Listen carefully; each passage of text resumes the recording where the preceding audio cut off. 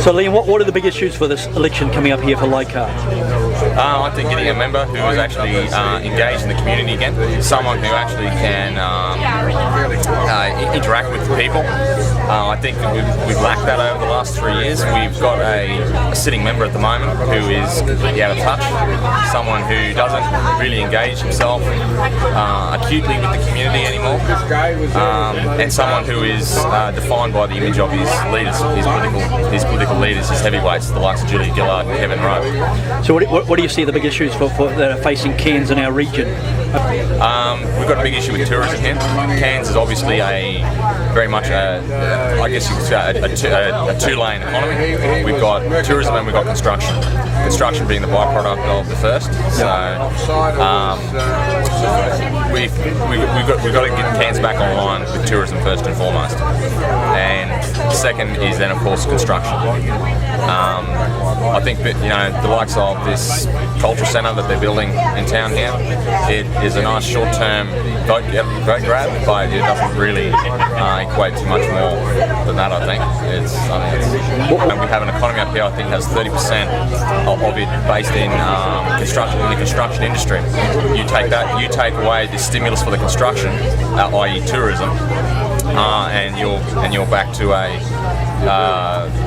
you got that high unemployment. You're back to 12%. You're always going to be better under a Liberal government. Not because necessarily the Labor is entirely wrong with what they say, not because anything like that, but simply because Liberal Party policy will inevitably result in stronger economic policy. I don't like what the past representatives have done to the area and their policies, and I don't like many things about the Labour Party and how they've wrecked the country. The deficit, they've got us all. Labour have got us all into debt, and it's affected the house prices. Where I live, places were going for 1.3 million. They're now going for 670. I mean, it's half the value of property. And if people who are older, like myself, have got investments or property, they're losing all their money. That's their superannuation indirectly, and they're losing it. Well, I'd like to see something done about the transportation issues, the congestion of traffic into Cairns, what we can do about that. Also, if there's anything we can do to stop the building of the cultural precinct and actually use the money for something better.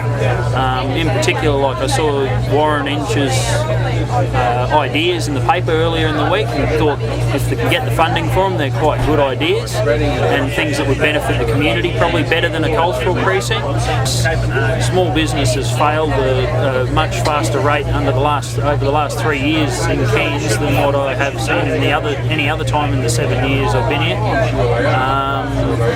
It's sort of, I think they've sort of lost touch with what really makes the place tick and how to actually bring money into the place and keep it here. Bureaucracy, things like work choices. Me personally, work choices actually was really good for me. I got pay rises under that, and now going back to an award, I'm not until the award catches up. So that's one thing for me that really hurt. Also, I think the police need to be better catered for, looked after.